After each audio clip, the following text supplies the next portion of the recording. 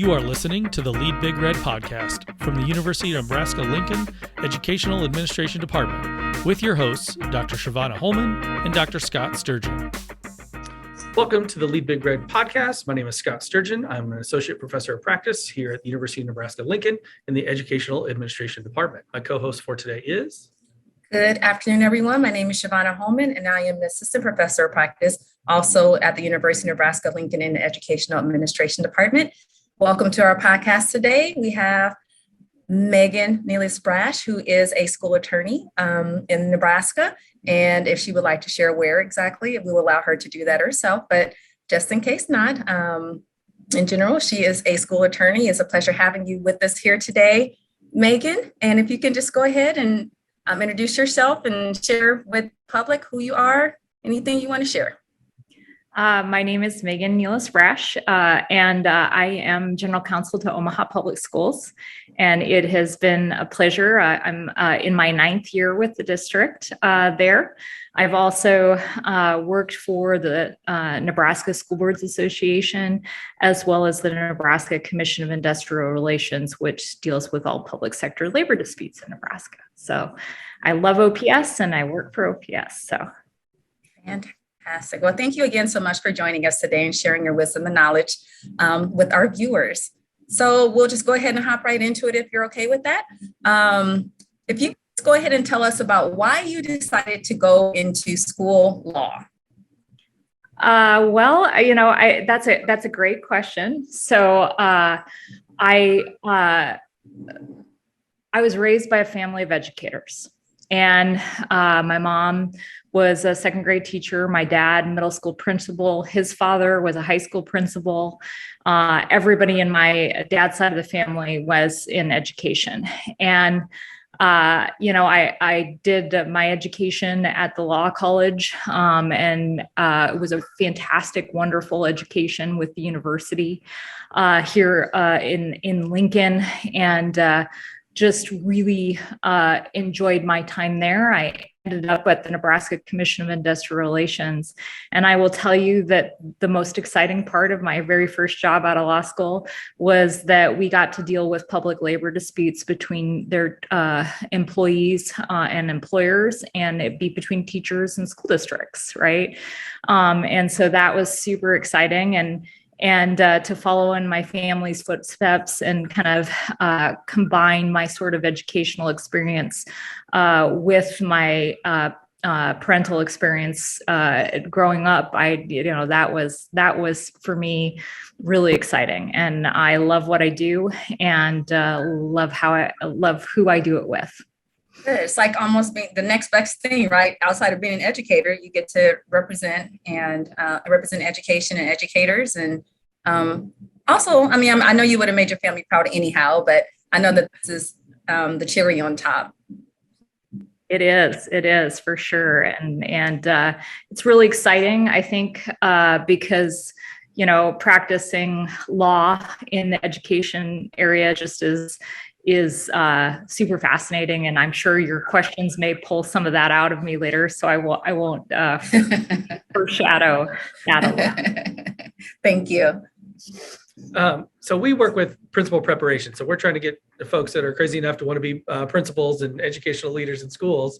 And when you think about somebody who's new to a principalship, if they were to come to you for advice and say, what is it that I need to know about the legal aspects of the role, what are some of the things that you'd want them to be familiar of or aware of, and in thinking about that aspect of the very large role of being a school principal?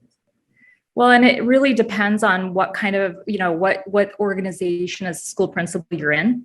Is it a large organization or is it a small organization in the state of Nebraska? I would start with making sure you appreciate and understand the policies that your Board of Education passes.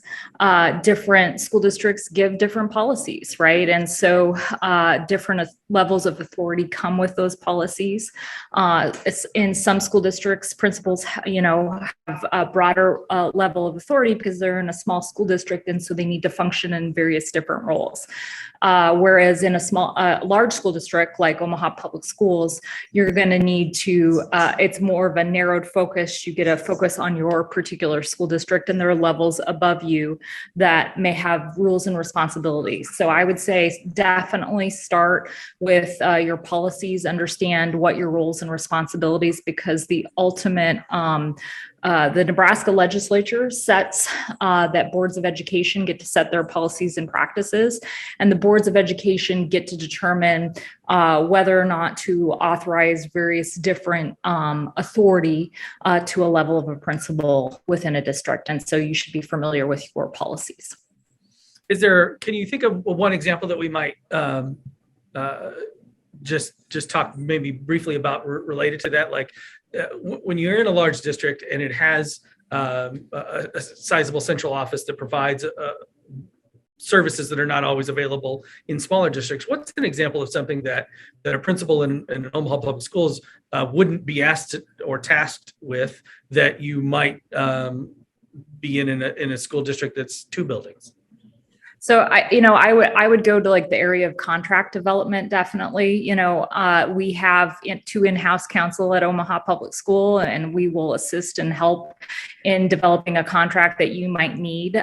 Also, generally speaking, in Omaha Public Schools, you wouldn't have to sign that contract on your behalf.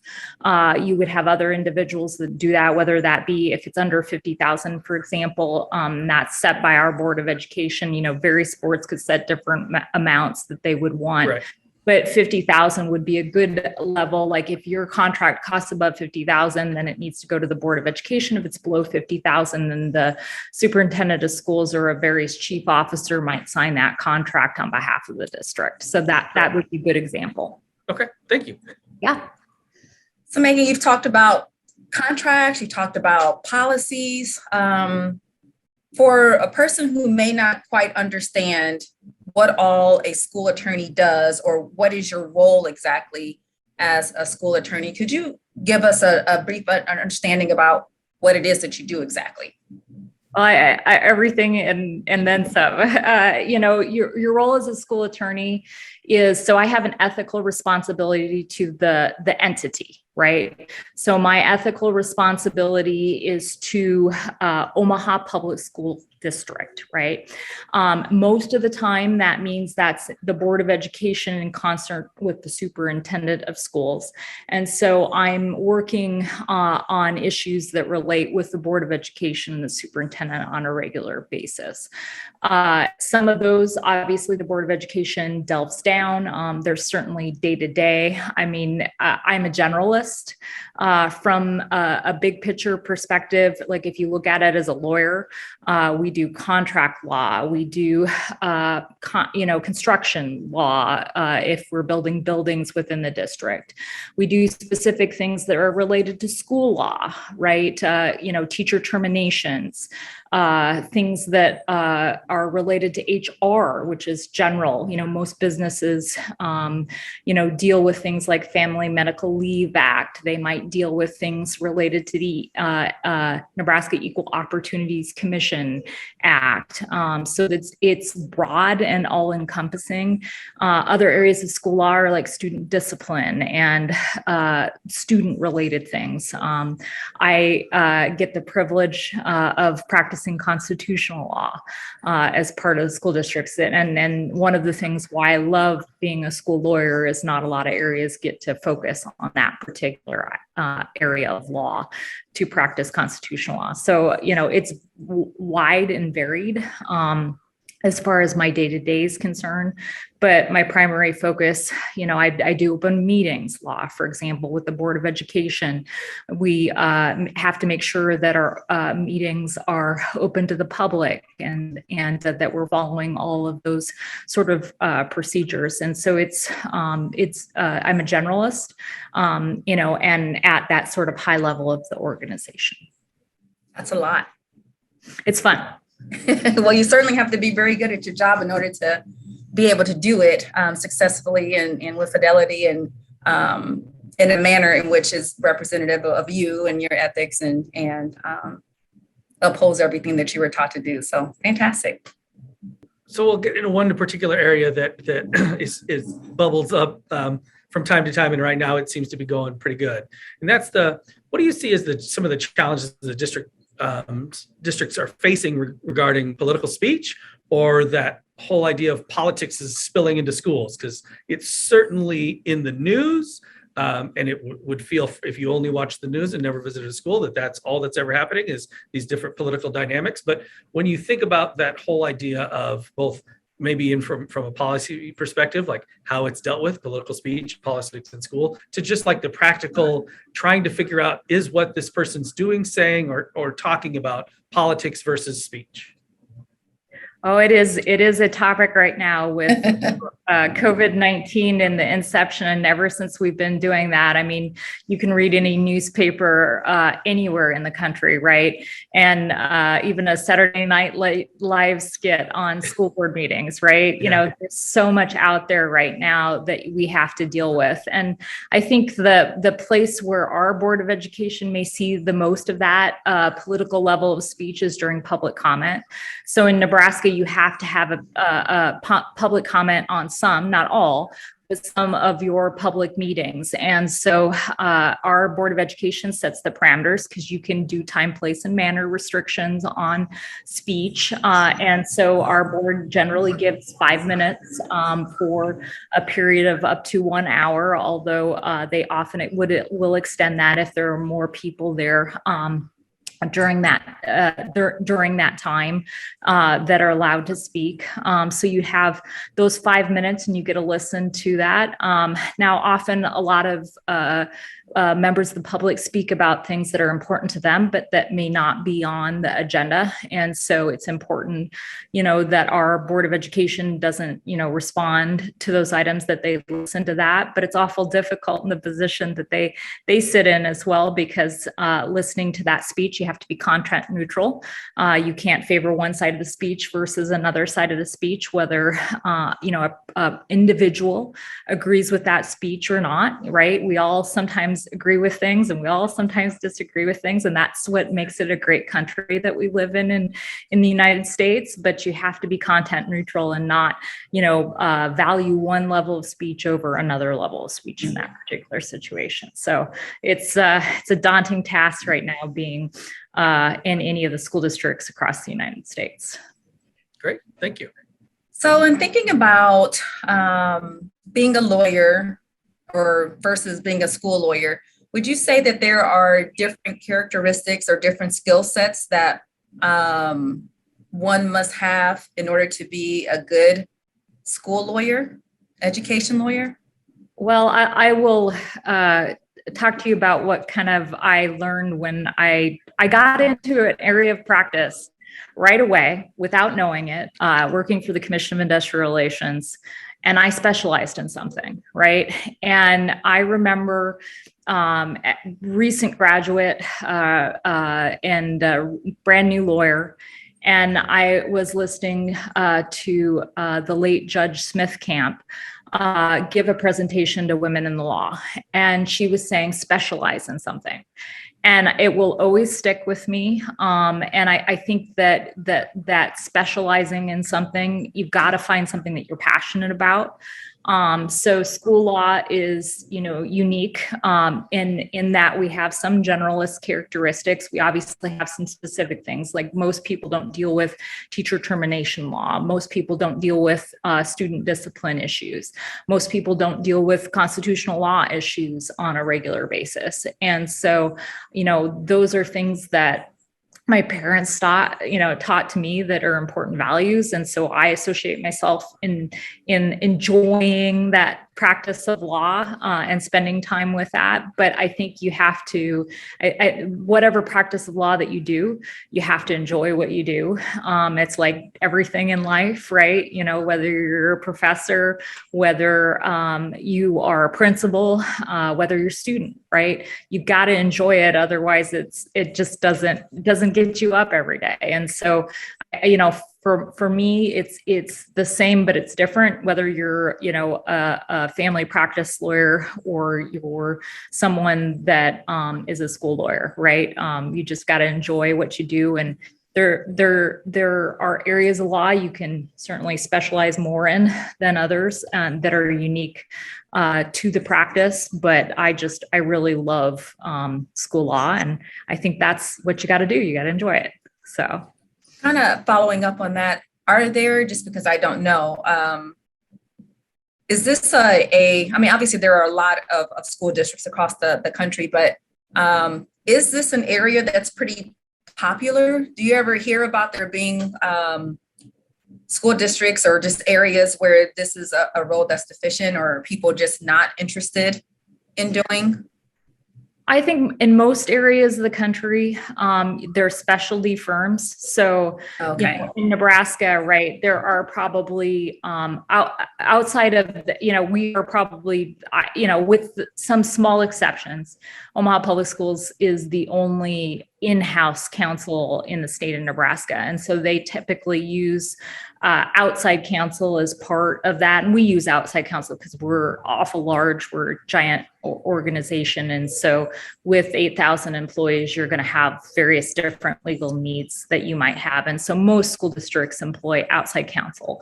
And outside counsel is something that, I would say in Nebraska, we might have 3 or 4, probably 4 law firms that represent the majority of the state.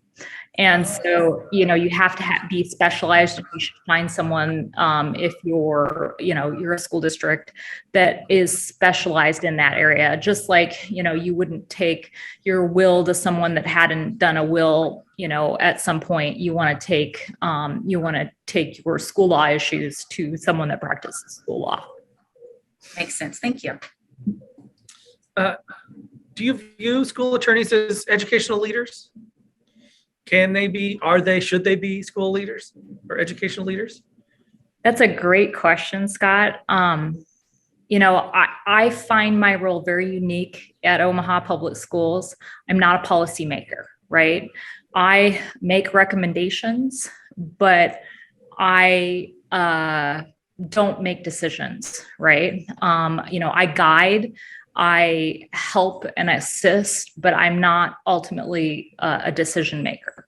I think that leadership's broad, right? You can define it in many different ways. And I hope that through my guidance and my advice that I'm leading people in directions, but I'm not making decisions. That's the way I would do it. Mm-hmm. Okay. That's great. I was curious because I've talked to some of the folks at some of the firms that you've talked about and had them talk to classes, and you can see that because for most teachers, because most of our students are currently teachers, this is an area that they don't come to grad school with much knowledge or awareness of. So when they get that opportunity to talk to a school attorney and ask them questions, they're energetic about it. So they're going to this person really, seriously. And so I wondered about, does that carry over? Is that something you felt? So that's where that whole idea come from is you don't, and I think you should, undergrad should have a bigger piece of school law in it for, especially for things that are specifically occurring in classrooms and just the life of a teacher. I think it would be beneficial for all of us if that was part of it, but I don't think it is very often or not at a depth maybe that could be. And the feedback I get from students is around, I wish I would have known this when I started teaching or when I was, thinking about going into the whole idea of the role of pursuing principalship. So that's kind of where I was coming from with that one. No, that makes a lot of sense. And, in a general, often decisions are made. And so lawyers see things after, oh boy, now what do we do? And having, I think to your point, Scott, I think it's really important that people have a basic understanding, because you can go down a path without having a basic understanding of something, right? And that may be a okay path, right? And you just got there because that's what you thought you should do, or it could could maybe be a path where, gosh, I wish I would have known from a student discipline standpoint that could happen, right? And so that's a great point as well. I think also, like, from our perspective with developing future school leaders, I mean, there's so much that can happen under the umbrella, with school law, and even for us with teaching it. By no means are we experts, but it's just really interesting to be able to help present the basics and present these different scenarios or cases that have happened in the past or that could potentially happen, and trying to keep them adept to, certain laws and regulations that go along with it. So we certainly appreciate, I don't think that our school districts can survive without having school attorneys. And I wonder, this kind of leads me to another question, but not my actual question, Scott, so I'm throwing in another one just because it's at the top of my mind. Do you know, Megan, like how long the role of school attorneys have been within school districts? Gosh, that's a great question, because I know the Council of School Attorneys, the National Council of School Attorneys, has been partnered with the Nebraska Association or the National Association of School Boards for as long as it can, remember. And I would think for a very long time, as part of it that they've been partnered. But I don't have a specific, like, how long. I'm guessing probably since you've had school districts, you probably had lawyers. Had some sort. Okay. Yes. Makes sense. I mean, I guess, I suppose at some point they figured out we need to have school attorneys, right? Okay. So my real question is, so as a school attorney, what is your role? And you kind of talked about this a little bit, but what is your role with working with the school board and the superintendent of the school district? And how critical is it that you maintain a positive relationship with both entities?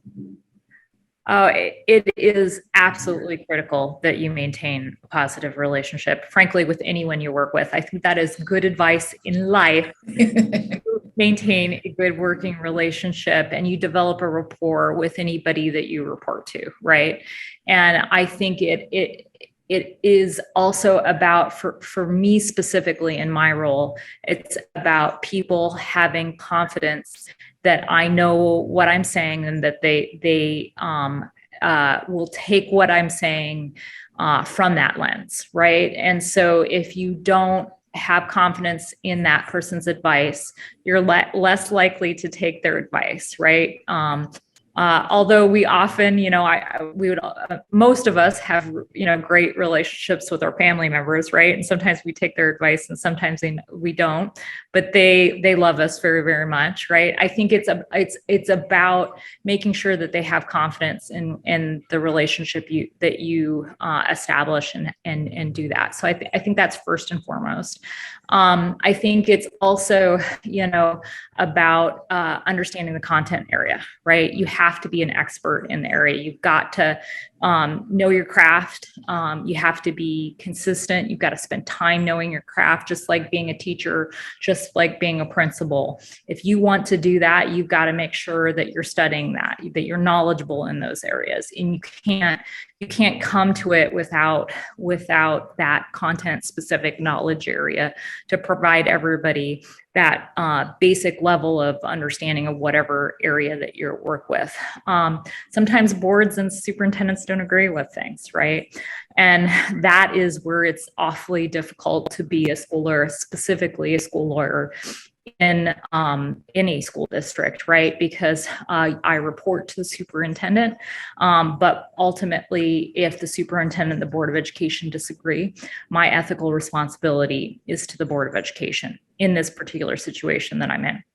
And so ultimately, I have to provide the Board of Education the advice that they need in a particular situation. I think a good example of this is sort of the superintendent contract situation, where a superintendent is adverse to the school district during their contract negotiations, whether that be a brand new superintendent or as a Board of Education is renewing a superintendent's contract as part of it. And I think it's an area where you have to have good relationships with people to navigate it, so that people really have that confidence in that process. Fantastic. Thank you. Um, you can answer it from either direction. When the laws are written that are written to impact schools, or when cases are decided that are directly impacting schools, what's your process that you go through to try to understand what it means, and then the process that you go from, all right, now I think I know what they intended or what that decision meant. How am I going to communicate this out? So that's a great question. It also relates to some another part of my role with the Omaha Public Schools. I am also kind of an internal lobbyist, so I work with our external lobbying, and so I spend a significant time down in Lincoln, and so I get to see how laws are developed right from the beginning, and appreciate and understand that sort of intent. See, the basic understanding of why a law was introduced and what the intent of that is. There's obviously the plain language of statute. So from a plain language standpoint, it says X, but there's also legislative history that you have to be aware about as well. That's kind of on the legislative side of the equation. You also asked about case law. And I think from a case law standpoint, let's look to the internal and how do you have, and I certainly go through a dissemination process for specific legislation within the school district. So back to the initial point that you talked about. So legislation wise, I'll find the chief officer that might be responsible for, various introductions of legislation. We can have, hardly anything in a session. We can have tons of bills that get introduced, right? I mean, and think about this. I mean, workers' compensation, for example, that's something that affects Omaha Public Schools. And so, I need to tell the chief human resource officers that there was some change with that so that he or she can share that information with the people that work on workers' compensation every issue. And it may not be a bill that we're specifically following, but it might have a general impact on Omaha Public Schools as part of it. So you share it with that person. Case law is a little bit different. I just thinking about some of the recent cases in Nebraska. There's a pay flex decision and a decision related to how you can characterize leave in Nebraska. And so thinking about whether or not that, if you have, school districts often have what they call personal days. And is a personal day more like a vacation day, or is a personal day more like a sick leave day, right? And so this pay flex and Roseland decision characterizes, personal days or what they call paid time off. Whether that paid time off could be both sick leave or you use the paid time off for vacation purposes. If it's in the same bucket, that decision said, hey, that you can use that leave for vacation, so you should be able to have that paid out upon separation, because it's compensation for those purposes, right? And so there is a variety of people that I need to talk to about that. I need to talk to the chief financial officer so that he understands that a case like that has a broad impact, right? There might be situations where you need to talk to bargaining unit representatives about changes on something like that. And it's sort of situational. The case could affect principals, and so you need to meet at a principals meeting, right? And talk about a recent decision. And I usually have time at the beginning of the year each year in front of principals if there's sort of something that is broad, all-encompassing that people need to be concerned about. And so it kind of depends on the topic that the case talks about or what affects the school district. And the strategy behind then, how do you disseminate that information, down the organization's part of it. That's great. Thank you. So that's unless I miscounted, I think that's our last question. So now we'll do a red round. I set a timer for 60 seconds on my phone as I sit here, and Dr. Holman will pepper you with challenging and hard-hitting questions to end our discussion. And so please do not think too hard about these. Okay. All right. Whenever you're ready, Dr. Holman. All right. Let's go. Face-to-face or in person? Face-to-face.